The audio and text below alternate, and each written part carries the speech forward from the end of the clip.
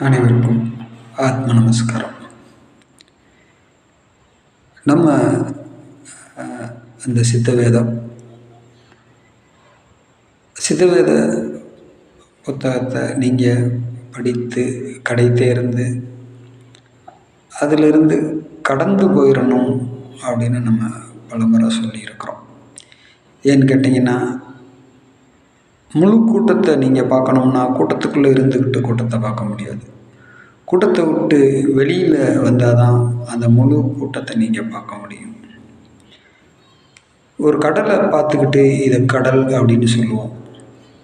ஆனால் அந்த கடலில் முங்கி குளிக்கும்போது உங்கள் வாயிலேயோ மூக்குலையோ தண்ணி ஏறிடுச்சுன்னா கடல் ஏறிடுச்சுன்னு சொல்ல மாட்டோம், தண்ணி ஏறிடுச்சுன்னு தான் சொல்லுவோம்.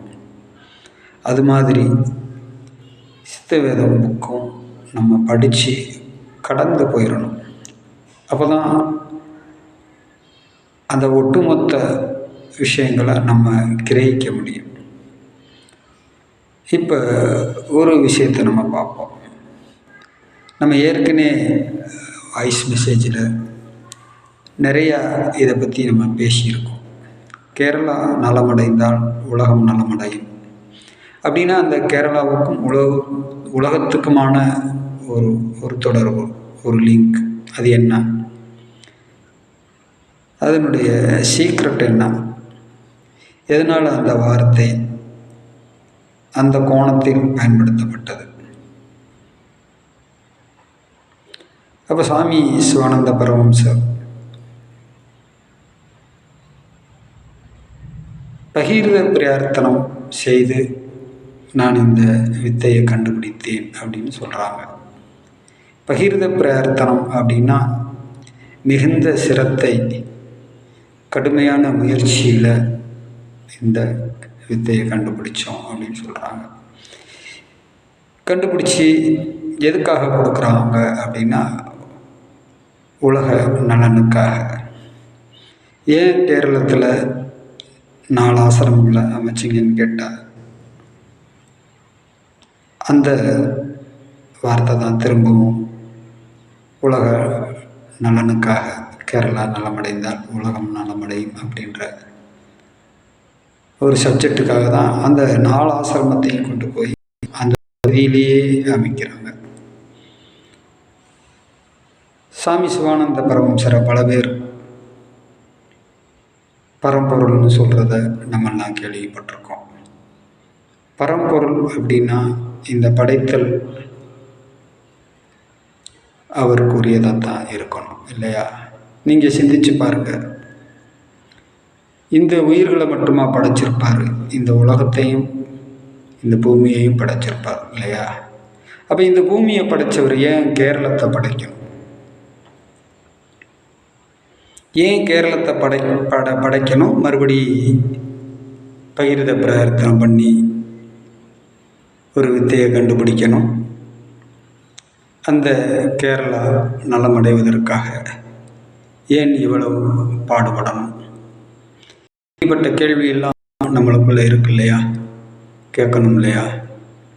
அப்போ இந்த கேரளா அப்படின்ற ஒரு பகுதியை அவர் உண்டாக்காமல் இருந்திருக்கலாமே. அப்போ இந்த கேள்விக்கெல்லாம் நம்மளுக்கு விளக்கம் நீங்கள் கீதையில் போய் பார்க்கலாம்.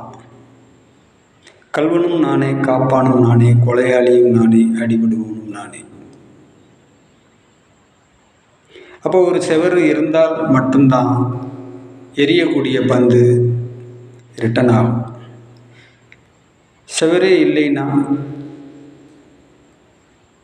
எந்த பந்தும் ரிட்டன் ஆகாது. அப்போ இந்த உலக உயிர்களை எல்லாம் படைத்து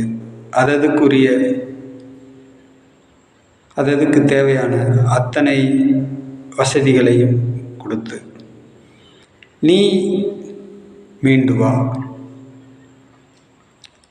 நன்மை தீன்மை அனைத்தையும் படைத்து எதை நீ கையில் எடுத்து எந்த இலக்கை நோக்கி நீ பயணிக்கிறாய், இதுதான் பரீட்சை. இந்த பரீட்சையில் யார் எதை நோக்கி பயணிக்கிறார், எவருக்கு நாம் உதவி செய்யணும் அப்படின்ற கோணத்தில் தான் இந்த பகிர்ந்த பிரார்த்தனம் செய்து எடுத்த வித்தை நம்மளுக்கு வழங்கப்பட்டு இருக்கிறது.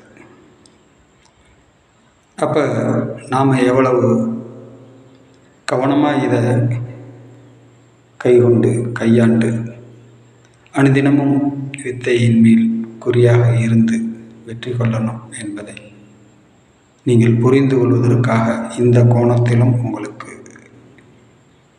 ஏன்னா இந்த மாதிரியான வீடியோக்களை பார்க்குறதுக்கு லட்சக்கணக்கில் ஆள் வரமாட்டாங்க. ஆனால் நம்ம சொல்லி வைப்போம், பிற்காலத்தில் உதவும். ஆத்ம நமஸ்காரம்.